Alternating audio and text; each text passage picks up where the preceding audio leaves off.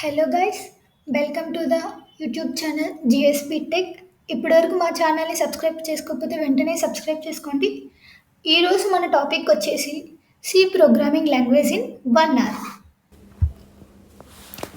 Hello guys, C programming నేర్చుకునే ముందు C programming ఎందుకు నేర్చుకోవాలి, అలాగే అది ఎలా వర్క్ అవుతుందనే కొన్ని బేసిక్ థింగ్స్ నేర్చుకుందాం. సో ఫస్ట్ మన దగ్గర ఒక పర్సన్ P1 ఉన్నాడు, అలాగే పర్సన్ P2 ఉన్నాడు. సో ఈ పర్సన్ తన దగ్గర ఉన్న ఇన్ఫర్మేషన్ని P2 కన్వే చేయాలి అనుకోండి. తను ఒక లాంగ్వేజ్ సెలెక్ట్ చేసుకుంటాడు. అది ఇంగ్లీష్ కావచ్చు, తెలుగు కావచ్చు, హిందీ కావచ్చు, ఏదో ఒక లాంగ్వేజ్ని సెలెక్ట్ చేసుకొని P2తో ఆ ఇన్ఫర్మేషన్ని షేర్ చేస్తాడు. అలాగే ఈ పర్సన్ P2 కూడా రిప్లై ఇవ్వాలి అంటే ఒక లాంగ్వేజ్లోనే పర్సన్ P1కి రిప్లై ఇస్తాడు. సో ఏ విధంగా అయితే ఒక మనిషి ఇంకొక మనిషితో మాట్లాడాలన్నా, ఇన్ఫర్మేషన్ని పాస్ చేయాలన్నా తనకు ఒక లాంగ్వేజ్ ఇంపార్టెంటో, అదేవిధంగా ఒక ప్రోగ్రామర్ అంటే మనమే. సో మనకి కంప్యూటర్తో మాట్లాడాలి, ఇన్ ద సెన్స్ కంప్యూటర్ మనం ఇచ్చిన టాస్క్ని పర్ఫామ్ చేయాలి అన్నా, అలాగే కంప్యూటర్ ఇచ్చిన అవుట్పుట్ మనకి అర్థం కావాలన్నా ఒక ప్రోగ్రామింగ్ లాంగ్వేజ్ అనేది మనకు కావాలి.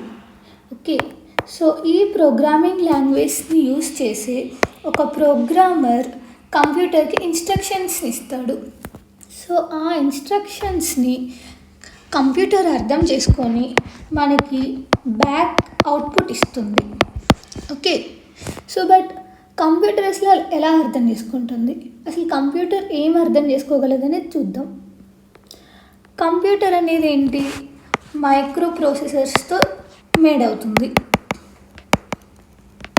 అది కేవలం 0 కానీ 1 కానీ మాత్రమే అర్థం చేసుకోగలదు.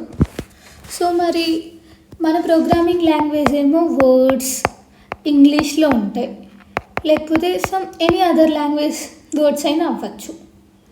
మరి కంప్యూటర్ ఎలా అర్థం చేసుకుంటుందో మనకు తెలియదు. సో ఇప్పుడు ఆ ప్రాసెస్ని చూద్దాం.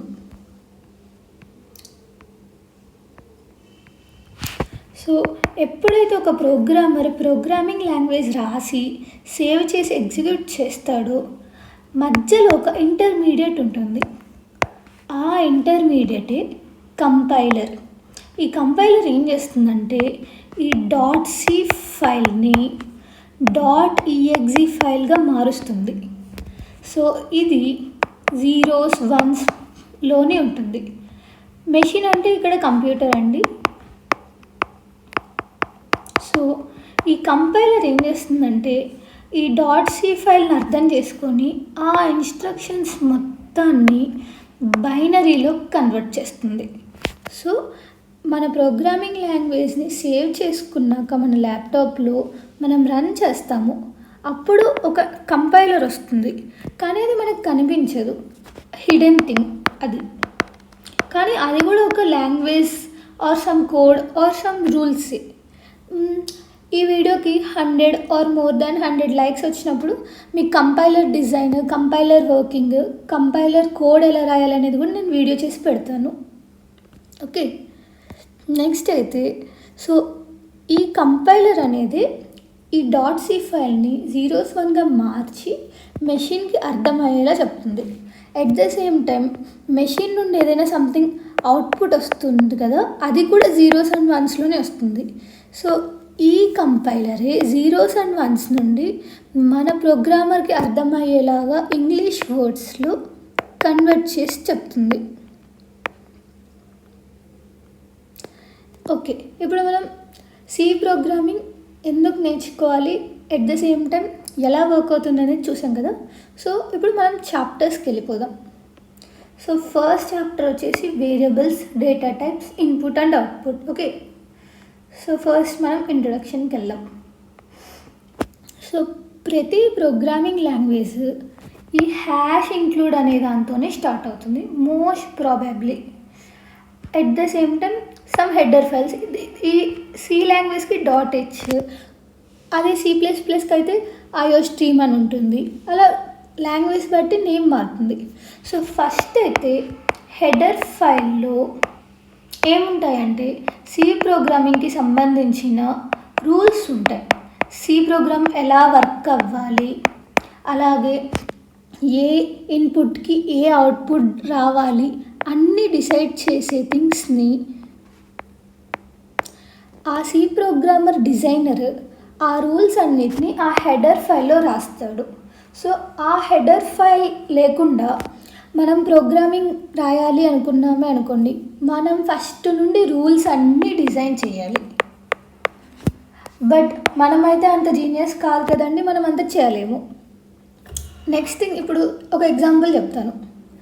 మనకి ఇప్పుడు సపోజ్ మన ఇంట్లో ఏదైనా ఫ్రిడ్జ్ ఆర్ వాషింగ్ మిషన్ కావాలి అనుకోండి, మనం సొంతంగా ఏం చేయం కదా, షాప్కి వెళ్ళి తెచ్చుకుంటాం. అదేవిధంగా ఆల్రెడీ ఎగ్జిస్ట్ అయిన ఒక కోడ్ని మన కోడ్లో ఇంక్లూడ్ చేసుకుంటాం. కానీ ఇప్పుడు ఫ్రిడ్జ్ ఉందనుకోండి, షాప్లో ఉంటుంది, కానీ అది మన ఇంటికి రావాలంటే ట్రాన్స్పోర్ట్ అవ్వాలి. ఎట్ ద సేమ్ టైం ఈ హెడర్ ఫైల్ని మన ఫైల్లో ఇంక్లూడ్ చేస్తుంది ఈ హ్యాష్ ఇంక్లూడ్ అనేది.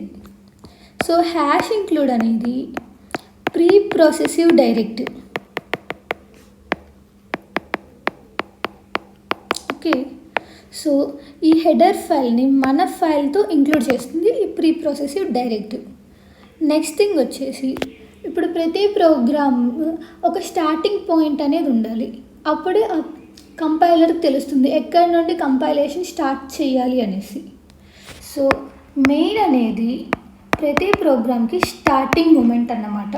సో ఇంట్ మెయిన్ అనే ఒక ఫంక్షన్, మెయిన్ ఫంక్షన్ నుండి కంపైలర్ ఆ వేరియబుల్స్ని అన్నిటినీ తెలుసుకోవడం స్టార్ట్ చేస్తుంది. సో నెక్స్ట్ ఇంపార్టెంట్ థింగ్ వచ్చేసి return 0. And one more thing, computer లాంగ్వేజ్లో 0 అంటే ఫాల్స్, 1 అంటే ట్రూ. ఓకే, సో ఈ రిటర్న్ 0 ఎందుకు రాస్తామంటే ఎర్రర్ ఉందా లేదా అనేది చెక్ చేయడం కోసం రాస్తాం.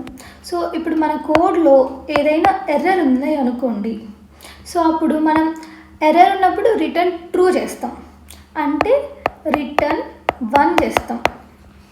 అదే ఎర్రర్ లేదే అనుకోండి, రిటర్న్ 0 చేస్తాం. సో దీనివల్ల ప్రోగ్రామర్కి తెలుస్తుంది ఆ కోడ్ పర్ఫెక్ట్గా వర్క్ చేస్తుందా లేదా అనేసి. సో నెక్స్ట్ థింగ్ వచ్చేసి సెమీకోలన్. సో సి ప్రోగ్రామింగ్ లాంగ్వేజ్లో ప్రతిసారి ఒక లైన్ ఎండ్ అవుతుంది అనేసి మనం కంపైలర్కి చెప్పాలి. సో ఎప్పుడైతే లైన్ ఎండ్ అవుతుంది అనుకుంటామో అప్పుడు మనం సెమీకోలన్ని యూజ్ చేసి కంపైలర్కి ఇన్స్ట్రక్షన్ ఇస్తాం, ఓకే ఇది ఎండ్ ఆఫ్ మై లైన్ ఈ కోడ్లో అనేసి. ఓకే, సపోజ్ నేను ఒకే లైన్లో 2 సెమీకోలన్స్ని యూజ్ చేశాను అనుకోండి, ఈ కంపైలర్ ఇదొక లైన్గా ట్రీట్ చేసి రెండింటిని ఎగ్జిక్యూట్ అయితే చేస్తుంది, కానీ కంపైలర్ 2 డిఫరెంట్ లైన్స్గా ట్రీట్ చేస్తుంది. సో ఎండ్ ఆఫ్ ద లైన్ని మనం సెమీకోలన్తో రిప్రజెంట్ చేస్తాం. ఓకే, సో నెక్స్ట్ ఇప్పుడు డేటా టైప్స్ గురించి తెలుసుకుందాం. సో ఇప్పుడు నేను ఒక ఎగ్జాంపుల్ చెప్తాను. మన ఇంట్లో ఒక ఫ్రిడ్జ్ ఉంటుంది, అలాగే ఒక వాషింగ్ మిషన్ ఉంది అనుకోండి. సో మనం బట్టల్ని వాషింగ్ మిషన్లో పెడతాం, అలాగే ఫుడ్ ఐటమ్స్ని ఫ్రిడ్జ్లో పెడతాం. కానీ ఫుడ్ ఐటమ్స్ని తీసుకెళ్ళి వాషింగ్ మిషన్లో, బట్టలు తెచ్చి ఫ్రిడ్జ్లో పెట్టాం, ఎందుకంటే ఆ థింగ్కి రిలేట్ అయిన మిషన్ అది. ఎట్ ద సేమ్ టైం మన ప్రోగ్రామింగ్ లాంగ్వేజ్లో కూడా కొన్ని థింగ్స్ ఉంటాయి, ఆ థింగ్స్ని డేటా అంటాం. ఓకే, సో మన ప్రోగ్రామింగ్ లాంగ్వేజ్లో చాలా టైప్స్ ఆఫ్ డేటా ఉంటాయి. సో ఆ టైప్స్ ఇప్పుడు నేను మీకు చెప్తాను. సో ఈ డేటాని ఒక్కొక్క టైప్లో స్టోర్ అయిపోతుంది. సో ఆ ఒక్కొక్క టైప్ ఆఫ్ స్టోరేజ్ కంటైనర్ని మనం డేటా టైప్ అంటాం. ఓకే, సో ఇప్పుడు ఇంట్ అంటే integer data type. So for example 10, 20, 30 ఇలా నెంబర్స్ ఉంటాయి కదండి, వాటిని ఇంట్ అన్నాం. సో ఫ్లోట్ అంటే డెసిమల్ పాయింట్స్, ఎగ్జాంపుల్ 10.15, 20.5. సో ఇలా పాయింట్ పెట్టి రాసే నెంబర్స్ డెసిమల్స్ అంటాం. వీటిని ఫ్లోటింగ్ పాయింట్ నెంబర్స్ అంటాం. సో నెక్స్ట్ క్యార్ అంటే క్యారెక్టర్స్. క్యారెక్టర్స్తో పాటుగా కొన్ని కీబోర్డ్ సింబల్స్ కూడా మనం క్యారెక్టర్స్గా పిలవచ్చు. Like @ hash, dot, apostrophe, commas. So ఇలాంటి సింబల్స్ని కూడా క్యార్ అని అనొచ్చు. స్పేస్ని కూడా అనొచ్చు మనం. ఓకే. సో నెక్స్ట్ థింగ్ వచ్చేసి ఎరే. సో ఎరే స్ట్రక్చర్స్ ఇవి మనం నెక్స్ట్ చాప్టర్లో మాట్లాడుకుందాం. స్ట్రింగ్స్ అంటే set of character combination.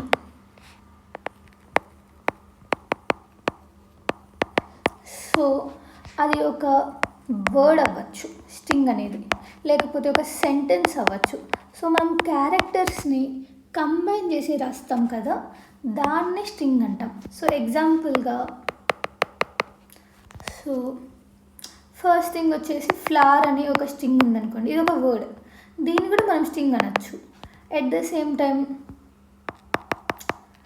My name is ABC, ఇది ఒక సెంటెన్స్. ఈ సెంటెన్స్ కూడా మనం స్ట్రింగ్ అని అనొచ్చు. కానీ వన్ థింగ్ గుర్తుపెట్టుకోండి, స్ట్రింగ్ని మనం అపాస్ట్రఫీ కామర్స్లో పెట్టి రాయాలి. ఓకే. సో నెక్స్ట్ వచ్చేసి వేరియబుల్స్. సో దీనికి కూడా నేను ఒక ఎగ్జాంపుల్ చెప్తాను. సో ఇప్పుడు మన ఇంట్లో 2 ఫ్రిడ్జెస్ ఉన్నాయి, ఫ్రిడ్జ్ 1, ఫ్రిడ్జ్ 2. సో మనం ఏం చేస్తాం, ఎక్కువ స్పేస్ ఉండేదని ఫ్రిడ్జ్ 2లో పెడతాము, కొంచెం తక్కువ సైజు ఉండే థింగ్స్ని ఫ్రిడ్జ్ 1లో పెడతాం. కానీ రెండిటికి ఏమో పేర్లు అయితే ఫ్రిడ్జే. సో మనం ఏదన్నా మన ఇంట్లో వాళ్ళకి ఆ ఫ్రిడ్జ్లో పెట్టు, ఈ ఫ్రిడ్జ్లో పెట్టు అని ఫ్రిడ్జ్ని డిఫరెంట్ చేస్తాం. అలాగే ఇప్పుడు నేను 10 అనే ఒక ఇంట్, 20 అనే ఒక ఇంట్, నా దగ్గర 2 ఇంట్స్ ఉన్నాయి. సో వాటిని డిఫరెన్షియేట్ చేయాలి అంటే నేను వాటికి ఒక నేమ్ ఇవ్వాలి, ఆ కంటైనర్కి ఒక నేమ్. సో ఈ F అనేది స్టోరేజ్ చేసుకునే కంటైనర్. సో దీనికి F1 అనే ఒక నేమ్ ఇచ్చాను. అలాగే ప్రతి డేటా టైప్ని స్టోర్ చేసుకునే ముందు దానికి ఒక నేమ్ ఇవ్వాలి. సో ఆ నేమ్ పేరే వేరియబుల్స్ అంటాం. సో ఈ వేరియబుల్స్కి కొన్ని రూల్స్ ఉన్నాయి రాయటానికి. సో ఫస్ట్ థింగ్ వచ్చేసి అది ఆల్ఫాబెట్స్తోనే స్టార్ట్ అవ్వాలి, అది నెంబర్స్తో అస్సలు స్టార్ట్ అవ్వకూడదు. Okay. So like suppose 1, 2 I'm అనేది ఒక వేరియబుల్ అవ్వదు, కానీ ఐయామ్ అనేదని నువ్వు ఆల్ఫాబెట్తో స్టార్ట్ అవుతుంది కాబట్టి దీన్ని వేరియబుల్ నేమ్గా ఇవ్వచ్చు. ఓకే. నెక్స్ట్ థర్డ్ థింగ్ వచ్చేసి కీవర్డ్స్ అవ్వకూడదు. సో కీవర్డ్స్ అనేవి ఏంటంటే ప్రతి ప్రోగ్రామింగ్ లాంగ్వేజ్లో కొన్ని సెట్ ఆఫ్ వర్డ్స్ ఉంటాయి, వాటికి పర్టికులర్ యాక్షన్స్ని ఆ ప్రోగ్రామ్ డిజైన్ చేసిన పర్సన్ ముందే డిసైడ్ చేసి పెడతాడు. నేను ఇప్పుడు ఒక ఎగ్జాంపుల్ చెప్తాను. ఇఫ్, డూ అనేవి ఒక కీవర్డ్. లైక్ వీటి వల్ల ఒక పర్టికులర్ వర్క్ జరగాలని ఆ ప్రోగ్రామ్ డిజైనర్ ముందే ఫిక్స్ అయి ఉంటాడు. సో ఇలాంటి వర్డ్స్ని కూడా మనం వేరియబుల్ నేమ్స్గా యూస్ చేయకూడదు. ఓకే. సో నెక్స్ట్ థింగ్ వచ్చేసి ఇనీషియలైజేషన్, డిక్లరేషన్. సో ఇప్పుడు నేను డిక్లరేషన్ చెప్తాను ఫస్ట్. సో ఇప్పుడు సపోజ్ ఇంట్ ఏ అన్నామే అనుకోండి. సో ఒక ఇంటీజర్ డేటా టైప్కి నేను ఏ అనే నేమ్ ఇస్తున్నాను, అంటే ఏని నేను డిక్లేర్ చేస్తున్నాను. ఇలా చేసినప్పుడు ఏమవుతుందంటే మన కంప్యూటర్ మెమరీలోకి వెళ్ళి కొంత స్పేస్ని అలొకేట్ చేస్తుంది. ఇంటీజర్ డేటా టైప్కి స్పేస్ని అలొకేట్ చేసి ఆ స్పేస్కి ఏ అనే నేమ్ ఇస్తుంది. ఓకే. ఆ తర్వాత ఏ = 10 అని పెట్టానే అనుకోండి, ఈ 10 వాల్యూని తీసుకెళ్ళి ఆ స్పేస్లో ఫిల్ చేస్తుంది. సో ఇప్పుడు ఇందాక వరకు ఏంటి, మన బాక్స్ ఖాళీగా ఉంది, కానీ ఇప్పుడు ఇనిషియలైజ్ చేసాం ఆ బాక్స్ని. సో ఇలా వాల్యూ, ఒక డేటా టైప్కి వాల్యూ ఇచ్చినప్పుడు దాన్ని మనం ఇనిషియలైజ్ చేసినట్లు అనుకుంటాం. ఓకే. ఇనిషియల్గా దీనికి ఏ వాల్యూ లేదు. ఇప్పుడు నేను ఏని ప్రింట్ చేశాను అనుకో, నాకు ఒక ఎర్రర్ వస్తుంది, ఎందుకంటే దానికి అసలు ఒక వాల్యూవే లేదు. కానీ ఇప్పుడు ఏ = 10 చేశాక నేను ఏని ప్రింట్ చేయొచ్చు, ఎందుకంటే నేను దాన్ని ఇనిషియలైజ్ చేశాను. సో ప్రతి డేటా టైప్ని యూస్ చేసే ముందు మనం ఇనిషియలైజ్ అయితే చేయాలి. ఓకే. సో ఇప్పుడు నేను ఇన్పుట్ అవుట్పుట్ ఎలా తీసుకోవాలో చెప్తాను. ఓకే, సో ఇందాక A is equals to 10, B అనేది చూసాం. సో మనం ఎప్పుడైనా టర్మినల్లోకి ప్రింట్ చేయాలి అనుకున్నామే అనుకోండి, ఏదైనా ప్రింట్ఎఫ్ అని ఒక ఫంక్షన్ ఆల్రెడీ ఈ హెడర్ ఫైల్లో ఉంటుంది. సో దాన్ని యూస్ చేసి మనం ప్రింట్ చేయాలి. సో ఎప్పుడైనా మనం మోస్ట్లీ స్ట్రింగ్స్లోనే ప్రింట్ చేస్తాం. సో ఇలా అపాస్ట్రఫీ కామర్స్ మధ్యలో ఉండేది స్ట్రింగ్ అని చెప్పాను. సో స్ట్రింగ్ ఎప్పుడు యాజ్ ఇట్ ఈస్గా ప్రింట్ అయిపోతుంది. ఓకే, కానీ ఇప్పుడు నేను ఏ వాల్యూని ప్రింట్ చేయాలి అనుకున్నానే అనుకోండి, నా దగ్గర ఏ అని రాశానే అనుకోండి, ఇక్కడ ఏ అనే ప్రింట్ అయింది కానీ ఏ వాల్యూ ప్రింట్ అవ్వదు. సో వేరియబుల్స్కి వాటి వాల్యూస్ని రిప్లేస్ చేయాలంటే మనం స్ట్రింగ్ మధ్యలో ఫార్మాట్ స్పెసిఫైయర్ని యూస్ చేయాలి. ఓకే, సో అప్పుడు ఫార్మాట్ స్పెసిఫైయర్ ఏం చేస్తుందంటే ఆ వాల్యూని రిప్లేస్ చేస్తుంది ఏని బదులుగా. సో ఇంటీజర్ ఫార్మాట్ స్పెసిఫైయర్ వచ్చేసి %t, అదే క్యారెక్టర్కి వచ్చేసి %c, ఫ్లోటింగ్ పాయింట్కి అయితే %f. సో ఇలా ఒక్కొక్క డేటా టైప్కి వాటి ఫార్మాట్ స్పెసిఫైయర్స్ ఉంటాయి. సో ఈ %d పెట్టేసి ఇక్కడ కామా పెట్టి ఏ అని రాసామే అనుకోండి, ఈ ఫస్ట్ ఈ ఫార్మాట్ స్పెసిఫైయర్ దాని రైట్ హ్యాండ్ సైడ్ చూసుకుంటుంది ఎవరున్నారు వేరియబుల్ అనేసి, ఆ వేరియబుల్ వాల్యూని తెచ్చి ఇక్కడ రీప్లేస్ చేస్తుంది. సో ఇప్పుడు మనం దీన్ని ప్రింట్ చేసామే అనుకోండి, the value of A is 10 అని వస్తుంది. సో ఇప్పుడు నేను ఇక్కడ Bని అయితే డిక్లేర్ చేశాను, ఇనిషియలైజ్ చేయాల. నేను నా యూజర్ నాకు ఇవ్వాలి ఆ వాల్యూ అనుకుంటున్నానే అనుకోండి, సో నేను యూజర్ నుండి తీసుకోవాలి ఇది ఇన్పుట్ అనేది. సో అప్పుడు మనకి యూజ్ అవుతుంది స్కాన్ఎఫ్. సో స్కాన్ఎఫ్ ఫంక్షన్ ఏం చేస్తుందంటే %t, and B. So and B అంటే అడ్రస్ ఆఫ్ B అని. ఓకే, సో %d అంటే మనం ఇచ్చిన నెంబర్ ఆ వాల్యూని తీసుకెళ్ళి ఈ అడ్రస్ ఆఫ్ Bలో స్టోర్ చేస్తుంది. ఓకే, సో ఇప్పుడు ఇన్పుట్ ఎలా తీసుకోవాలి, అవుట్పుట్ ఎలా ఇవ్వాలనేది చూసేసాం. సో నెక్స్ట్ ఇప్పుడు ఆపరేషన్స్ చూద్దాం. సో C లాంగ్వేజ్లో కానీ ఏ ప్రోగ్రామింగ్ లాంగ్వేజ్లో అయినా మోస్ట్లీ మనకి 3 డిఫరెంట్ టైప్స్ ఆఫ్ ఆపరేషన్స్ ఉంటాయి: arithmetic, conditional, logical. Okay, so ఇప్పుడు ఫస్ట్ అర్థమెటిక్ ఆపరేషన్స్ చూద్దాం. సో అర్థమెటిక్ ఆపరేషన్స్ అంటే ఏం లేదండి, మామూలుగా మ్యాథమెటికల్ ఆపరేషన్సే. సో ఇక్కడ చూద్దాం example, C is equal to A+5, A - B, A into B, A/B. So మనకి ఇక్కడ ఒక ఇంపార్టెంట్ ఆపరేషన్ వస్తుంది, దీన్ని మాడ్యులో ఆపరేటర్ అంటాం. సో దాని సింబల్ వచ్చేసి % సింబల్ అన్నమాట. సో మాడ్యులో ఆపరేటర్ ఏమి ఇస్తుందంటే రిమైండర్ని ఇస్తుంది. సో ఇప్పుడు సపోజ్ నేను 10ని 3తో డివైడ్ చేశాను అనుకోండి, నాకు కోషియంట్గా అయితే 3 వస్తుంది, రిమైండర్గా 1 వస్తుంది. సో ఈ మాడ్యులో ఆపరేటర్ డైరెక్ట్గా మనకి ఈ రిమైండర్ని రిటర్న్ చేస్తుంది. సో ఇది మీకు న్యూ ఆపరేటర్, అందుకే చెప్తున్నాను. ఓకే, సో నెక్స్ట్ వచ్చేసి కండిషనల్ ఆపరేషన్స్. సో ఇప్పుడు మనకి కొన్ని థింగ్స్ ఉంటాయి, లైక్ ఇది అయితేనే ఇది చెయ్యాలి, ఇది అవ్వకుండా ఇది చేయకూడదు అని కొన్ని రూల్స్ అనుకుంటాం కొన్నిసార్లు. సపోజ్ ఇప్పుడు మనం ఎగ్జామ్లో పాస్ అయితే అవుటింగ్కి వెళ్ళాలి, లేకపోతే ఎగ్జామ్స్కి ప్రిపేర్ అవ్వాలి అని కొన్ని థింగ్స్ ఉంటాయి కదా. అలాగే ఇక్కడ కూడా ప్రోగ్రామింగ్ లాంగ్వేజ్లో కొన్ని కంపేర్ చేయడానికి థింగ్స్ ఉంటాయి. అలా కంపేర్ చేసి ట్రూ అయితేనే ఇది జరగాలి, ట్రూ కాకపోతే ఇది జరగద్దు అని చెక్ చేయడానికే యూజ్ అయ్యేది కండిషనల్ ఆపరేషన్స్. ఓకే, సో నేను ముందు సింబల్స్ చెప్తాను. సో A = B అంటే సో A Bకి ఈక్వలా కాదా అని చెక్ చేస్తున్నాం. ఓకే, A B ఈక్వల్ అయ్యాయి అనుకోండి, అది ట్రూ రిటర్న్ చేస్తుంది, లేకపోతే ఫాల్స్ రిటర్న్ చేస్తుంది. సో నెక్స్ట్ వచ్చేసి A ≠ B అంటే AB సేమ్ కాదే అనుకోండి, అప్పుడు మనకి ట్రూ వస్తుంది, లేకపోతే ఫాల్స్ వస్తుంది.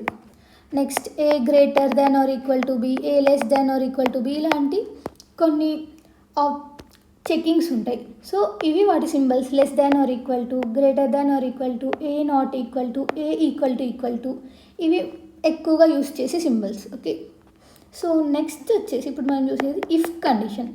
సో మనం ఏదైనా ఒక కండిషన్ని చెక్ చేసి ఈ పర్టికులర్ కోడ్ రన్ అవ్వాలి అనుకుంటాము అప్పుడు మనం ఇఫ్ని యూస్ చేస్తాం. సో ఇఫ్ పెట్టి ఇక్కడ కండిషన్ రాయాలి. ఒకవేళ ఈ కండిషన్ ట్రూ అయింది అనుకోండి, అప్పుడు ఇఫ్లోకి ఎంటర్ అయ్యి ఆ బాడీలో ఉన్న కోడ్ని మన ప్రోగ్రామింగ్ ఎగ్జిక్యూట్ చేస్తుంది. సో ఇక్కడ చూద్దాం. సో నేను ఇఫ్ రాశాను. సో ఇప్పుడు ఏ ఈక్వల్ టు బియా, ఏ వచ్చేసి 10, బి వచ్చేసి 5. సో కాదు. సో అప్పుడు అది ఇఫ్లో వెళ్ళదు. ఇప్పుడు మనకి ఒక్క కండిషనే కాదు 4-5 కండిషన్స్ని నేను చెక్ చేయాలి. సపోజ్ సండే అయితే టెంపుల్కి వెళ్దాం, మండే అయితే రెస్టారెంట్కి వెళ్దాం, ట్యూస్డే అయితే అవుటింగ్, అలా ఏదో ఒక ప్లాన్స్ ఉంటాయి కదా. సో డే బట్టి మన మూమెంట్ ఉంటుంది. అలాగే ఒక ఆప్షన్ కాకుండా మోర్ దాన్ 1 or 2 కండిషన్స్ని మనం చెక్ చేయాలి అనుకున్నాం అనుకోండి, ప్రతిసారి ఇఫ్ పెట్టి రాయలేం, ఎందుకంటే చాలా టైం వేస్ట్ అవుతుంది. సో దానికన్నా ఇది కాలేదే అనుకోండి, సో నెక్స్ట్ ఇది చెక్ చేస్తాం, ఎల్స్ ఇఫ్. సో ఒకవేళ ఇది కాలేదే అనుకోండి, అసలు ఏది కాలేదు, మన అన్ని ఆప్షన్స్ పోయాయి, ఎన్ని ఆప్షన్స్ ఉంటే అన్ని మిగిలిన అన్ని ఎల్స్ ఇఫ్ రాస్తాం. ఓకే, సో ఫస్ట్ ఆప్షన్కి ఇఫ్ రాసి మిగిలిన ప్రతి దానికి ఎల్స్ ఇఫ్ రాస్తాం. ఒకవేళ ఏది కాలేదు, అసలు ఏది కాని పక్షంలో మనం ఎల్స్ని యూస్ చేస్తాం. ఈ కండిషన్స్లో ఒక్కటి కూడా ట్రూ అవ్వలేదే అనుకోండి, అప్పుడు నా ప్రోగ్రామ్ ఏం చేస్తుందంటే ఈ ఎల్స్ పార్ట్ని ఎగ్జిక్యూట్ చేస్తుంది. ఓకే, సో మనకి ఒక్క కండిషన్ని చెక్ చేయాలంటే ఇఫ్, మోర్ దాన్ 1 or 2 కండిషన్స్ని చెక్ చేయాలంటే ఇఫ్ ఎల్స్ ఎఫ్. ఓకే, అలా కాదు, నాకు ఒక డిఫాల్ట్ వాల్యూ కూడా ఉండాలి. లైక్ సపోజ్ కొన్నిటికి అయితేనే చెయ్యాలి. ఇప్పుడు సపోజ్ మనకి వారానికి 7 days ఉంటాయి, సో ఏది కాకుండా ఉండదు. సో అప్పుడు ఎల్స్ మనకు అవసరం ఉండదు. సో 7 days ఉన్నాయి ఇంకో, ఫస్ట్ మనం ఏం చేస్తాం, ఇఫ్ని యూస్ చేస్తాం, మిగిలిన 6కి ఎల్స్ ఇఫ్ని యూస్ చేస్తాం.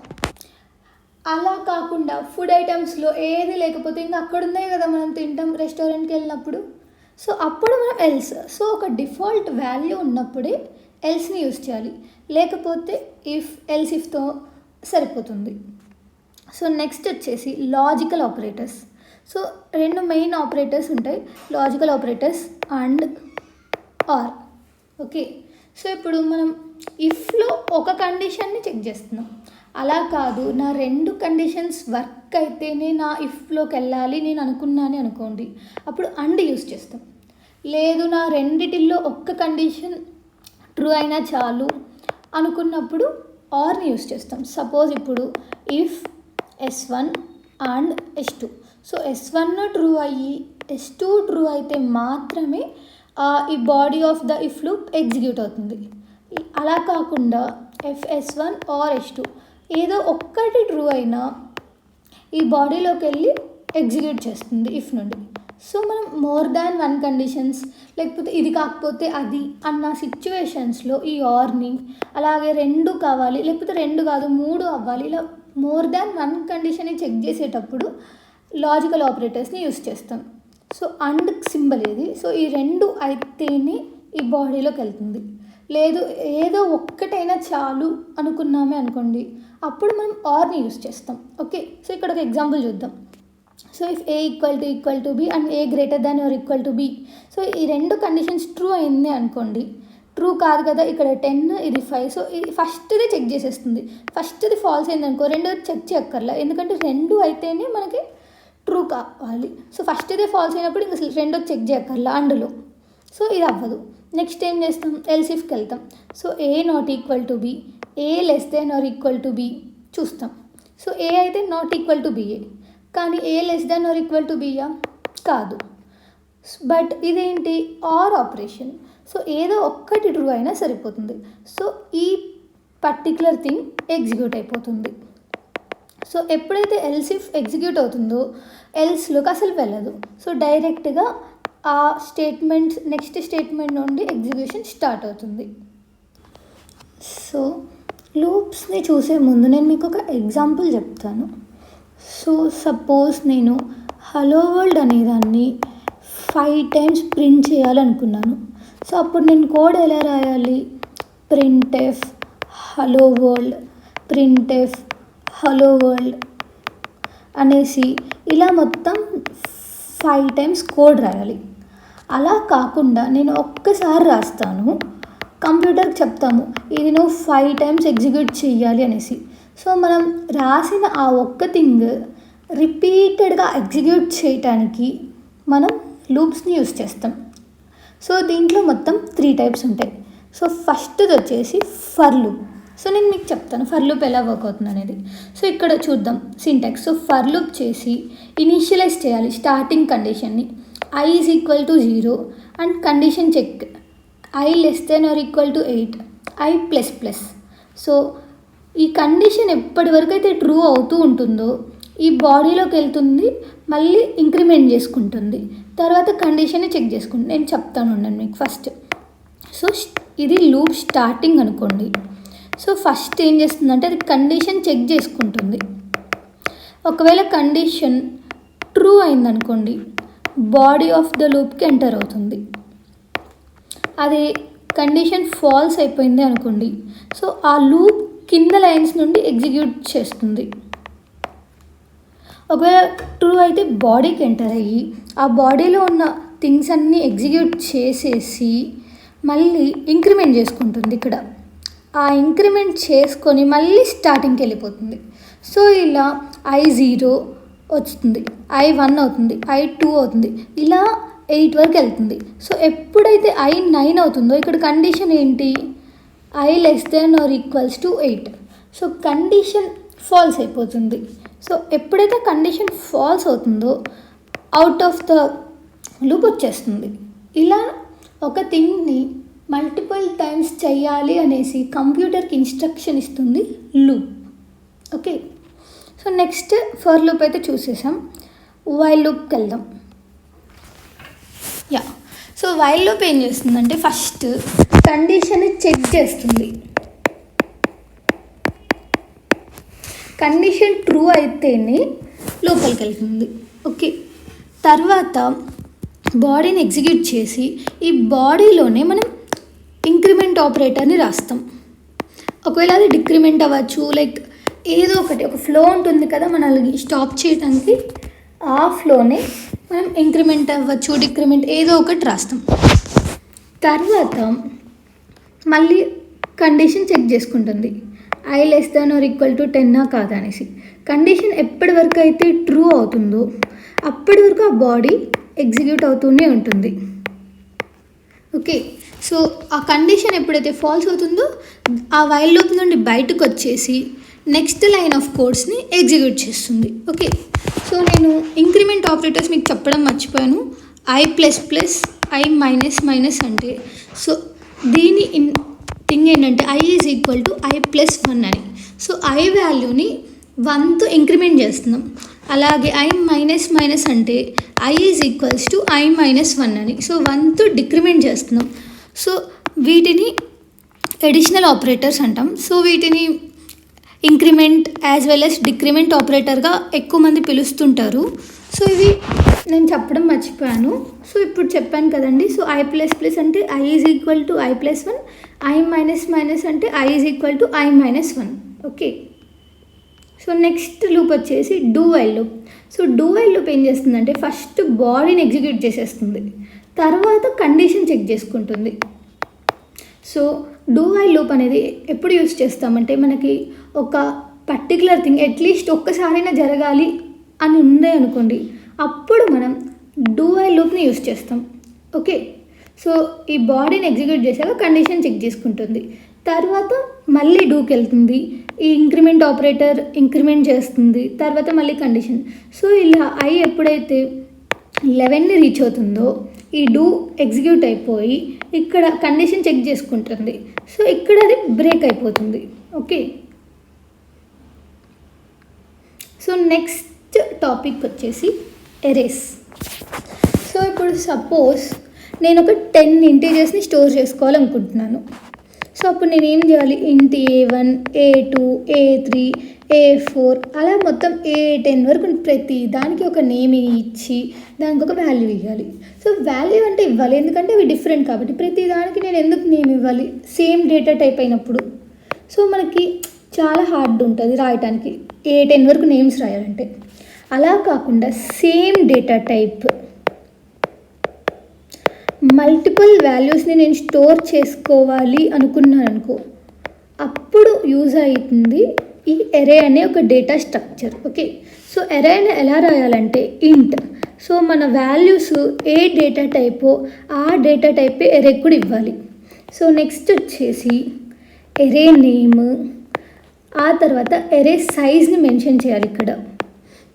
Okay, and one more thing important వచ్చేసి ఇండెక్సింగ్ ఎక్కడి నుండి స్టార్ట్ అవుతుందంటే 0 నుండి స్టార్ట్ అవుతుంది, 1 నుండి కాదండి, 0. సో ఫస్ట్ ఎలిమెంట్ మనకి ఎరేలో కావాలంటే ARR 0 అంటేనే మనకు వస్తుంది. అలాగే లాస్ట్ ఎలిమెంట్ వచ్చేసి సైజ్ -1. సో ఇప్పుడు మనం ఎప్పుడైతే ఇంట్ ఒక ఎరే నేమ్ రాసేసి సైజ్ ఫిక్స్ చేసామే అనుకోండి, సపోజ్ నేను ఇంట్ A10 అని ఇక్కడ రాసానే అనుకోండి. సో కంపైలర్ ఏం చేస్తుందంటే మన మెమరీలో 10 ఇంటీజర్స్కి కావాల్సిన స్పేస్ని అలోకేట్ చేస్తుంది. సో 10 ఇంటీజర్స్కి కావాల్సిన స్పేస్ని అలోకేట్ చేసి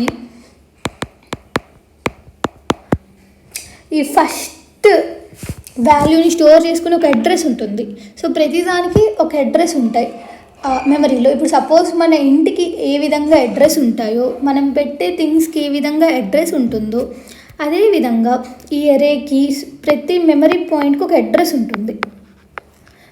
ఈ అడ్రస్ని ఏలో స్టోర్ చేసుకుంటుంది. ఓకే, సో మనం ఎప్పుడైతే ఎరేలో ఎలిమెంట్స్ని యాక్సెస్ చేయాలనుకుంటామే అనుకోండి, A0, A1, సో ఇలా ఏ సైజ్ -1 వరకు మనం వెళ్ళచ్చు. ఓకే, సో ఇలా మొత్తం సైజ్ మనం ఎంత సైజ్ సపోజ్ 10 ఇస్తే 10, 11 ఇస్తే 11, అన్ని ఇంటీజర్ డేటా టైప్స్ని మనం స్టోర్ చేసుకోవచ్చు ఒకే నేమ్ ఇచ్చేసి, ఏ అనే నేమ్. ఓకే, ఇక్కడ ఒక ఎగ్జాంపుల్ చూద్దాం. So int A10, so integer data type 10 integers, క్యార్బీ 10 అంటే 10 క్యారెక్టర్స్ ఇస్తున్నాం. సో ఇక్కడ చూడండి, ఫస్ట్ ఇండెక్సింగ్ స్టార్ట్ అయ్యేది 0తో, A0 = 9, A9 ఎందుకంటే 10 అనేది మన సైజు, సో 9 వరకు మాత్రమే వెళ్ళగలం. So A9 = 123. సో ఇలా ఒక ఎరేని క్రియేట్ చేసుకోవచ్చు, అలాగే దాంట్లో వాల్యూస్ని స్టోర్ చేసుకోవచ్చు. అలాగే ఇప్పుడు సపోజ్ నేను A0లో ఉన్న వాల్యూ కావాలి అనుకోండి, సపోజ్ నేను ఏ అనే వేరియబుల్ ఒక సపోజ్ యాపిల్ అనే ఒక వేరియబుల్ నేమ్ పెట్టేశాను.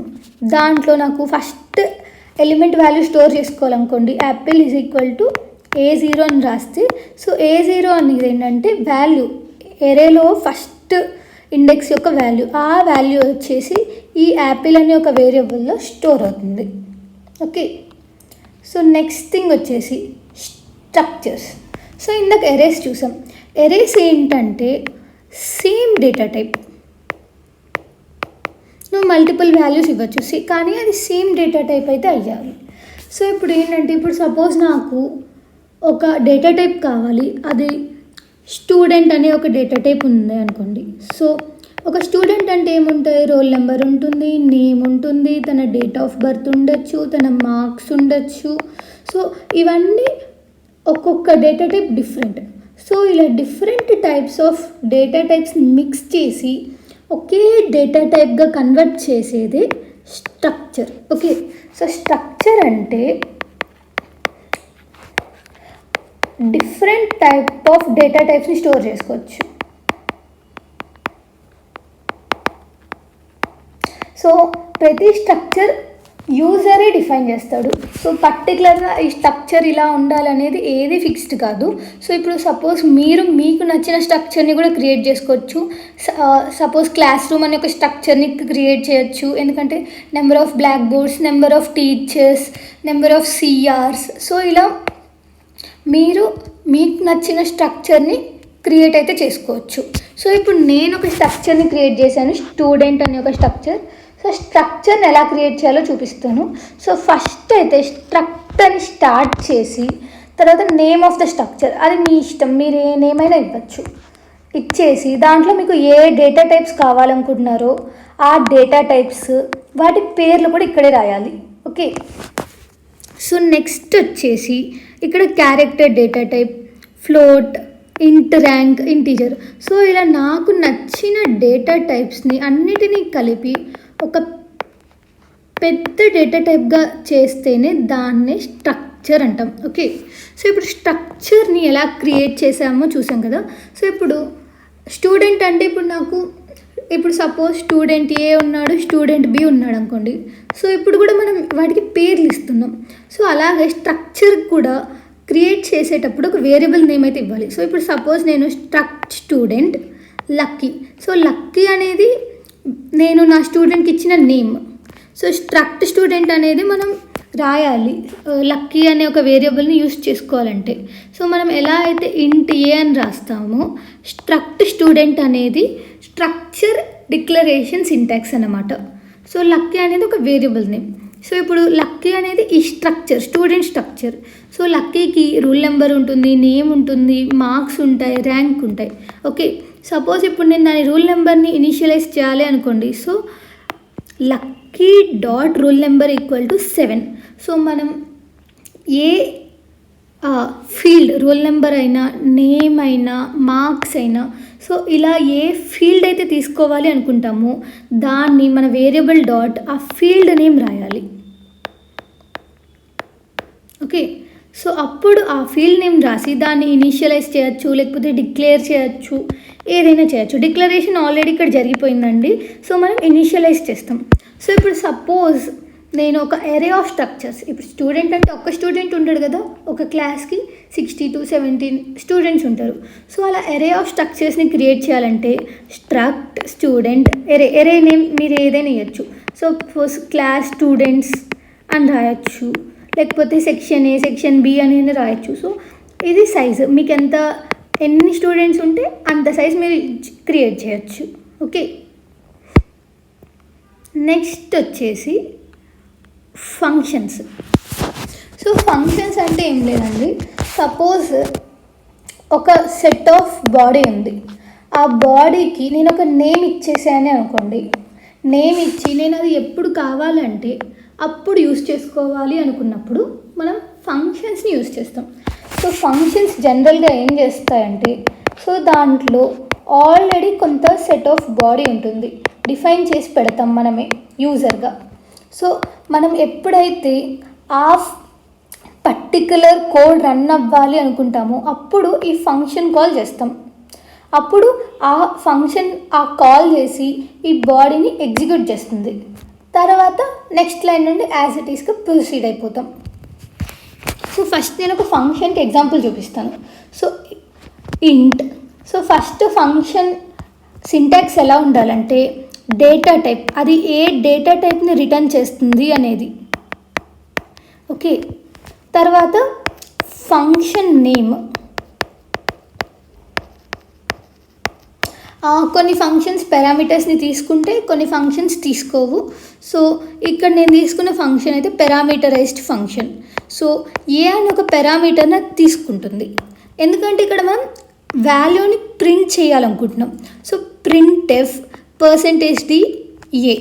సో ఏ వాల్యూని అయితే ప్రింట్ చేస్తుంది ఇది. ఈ ఫంక్షన్ వచ్చేసి ప్రింటర్, జస్ట్ వాల్యూని ప్రింట్ చేస్తుంది. తర్వాత ఇక్కడ రిటర్న్ ఉంది చూసారా, ఇది మనకు నచ్చిన ఒక నెంబర్ని ఇవ్వాలి. సపోజ్ నేను ఏని రిటర్న్ చేయొచ్చు. ఓకే, సో బట్ ఇక్కడ వచ్చేసి రిటర్న్ ఏ ఆర్ బి ఒక ఇంటీజర్ని మాత్రమే రిటర్న్ చేయాలి. ఎందుకంటే మనం ఫంక్షన్ స్టార్టింగ్లో ఇంట్ అని ఒక డేటా టైప్ ఫిక్స్ చేసాం, రిటర్న్ టైప్. సో ఇక్కడ నేను ఇంటీజర్నే రిటర్న్ చేయాలి. అలా కాదు, నేను ఏది రిటర్న్ చేయాలి అనుకోవట్లేదు అనుకోండి, అప్పుడు వాయిడ్ సమ్ ప్రింటర్ యూస్ చేసేసి కొంత బాడీ ఆఫ్ లైన్ ఆఫ్ కోడ్ని రాశాక జస్ట్ రిటర్న్ పెట్టేస్తే సరిపోతుంది. ఈ రిటర్న్ ఎక్కడికి రిటర్న్ అవుతుందంటే ఈ ఫంక్షన్ కాల్ తర్వాత నెక్స్ట్ లైన్కి రిటర్న్ అయిపోతుంది.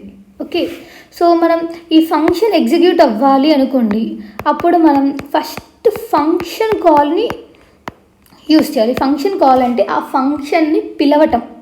ఓకే, సో ఫంక్షన్ని పిలిచి అది ఎగ్జిక్యూట్ అయ్యేలా చేశాక నెక్స్ట్ లైన్ ఆఫ్ కోడ్కి మనం వెళ్ళిపోవచ్చు. సో ఇక్కడ చూసారు కదండి, ప్రింటర్ 9. సో నేను ఇక్కడ ఏ వాల్యూని 9గా పాస్ చేస్తున్నాను.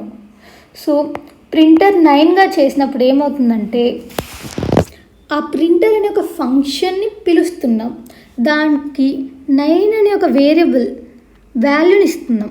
సో ఈ ఏం చేస్తుందంటే ఈ 9 అనే ఒక వాల్యూని తీసుకుంటుంది. సో తీసుకొని అక్కడ ప్రింట్ చేసేసి మళ్ళీ ఈ నెక్స్ట్ లైన్ ఆఫ్ కోడ్కి రిటర్న్ అయిపోతుంది. ఓకే, సో అలా కాదు, నేను సపోజ్ A = 10 యూస్ చేసి ప్రింటర్ A అని కూడా పంపించచ్చు. ఎందుకంటే A అన్నా ఓకే, 9 అన్నా ఇంటీజరే, A అన్నా ఇంటీజరే, కాబట్టి ఇలా కూడా మనం ఆ ఫంక్షన్ని పిలవచ్చు. సో దీంతో అయితే మన సి ప్రోగ్రామింగ్ లాంగ్వేజ్ చాలా టాపిక్స్ని మనం కవర్ చేసేసుకున్నాం. సో నేనైతే ఈ వీడియోకి 100 లైక్స్ని టార్గెట్గా ఇస్తున్నాను. సో ఎప్పుడైతే నా వీడియోకి 100 ఆర్ మోర్ దాన్ లైక్స్ వస్తాయో అప్పుడు నేను ప్రతి టాపిక్కి ఒక detailed explanation with some problems, like ఆన్లైన్లోనే కోడ్ ఎలా రాయాలి, సో కొన్ని డిఫరెంట్ టైప్స్ ఆఫ్ ప్రాబ్లమ్స్ని ఎలా సాల్వ్ చేయాలి, మన ఎగ్జామ్స్లో వచ్చే ప్రాబ్లమ్స్ని ఎలా సాల్వ్ చేయాలి, అసలు ఎగ్జామ్లో ఎలాంటి టైప్ ఆఫ్ ప్రాబ్లమ్స్ వస్తాయి, సో ఇలాంటి డిఫరెంట్ టాపిక్స్ తీసుకొని డీటెయిల్డ్ ఎక్స్ప్లెనేషన్ మీకు మళ్ళీ ఇస్తాను. సో ఎప్పుడైతే ఈ వీడియోకి 100 లైక్స్ అయితే దాటుతాయో అప్పుడు నేను ఆ డీటెయిల్డ్ వీడియోస్ చేస్తాను. ఓకే, సో మీకు కనుక ఈ వీడియో నచ్చినట్లయితే లైక్ చేసుకోండి, అలాగే మా ఛానల్ని సబ్స్క్రైబ్ చేయండి. Thank you.